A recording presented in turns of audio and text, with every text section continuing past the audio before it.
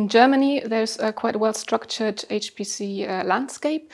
There is really different kinds of systems for different kinds of users, so whether they are starters or experienced.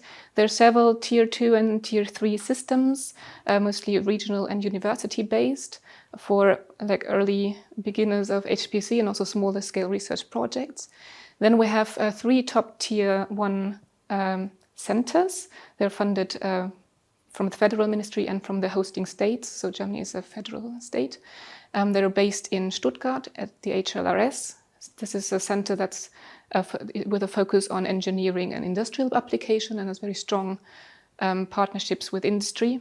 Then there's a center at the JSC in Jülich with a strong tradition in scientific collaborations, and at the LRZ in Garching, which is close to Munich, also with a tradition collaboration with academia. So the 3 centers together form the Gauss Center for Supercomputing. There are 2 associations that are concerned with promoting strategy across all centers, across the national landscape. In Germany, it's the National High Performance Computing Alliance and the Gauss Alliance. We have also at the top Tier 0 European level Jupiter.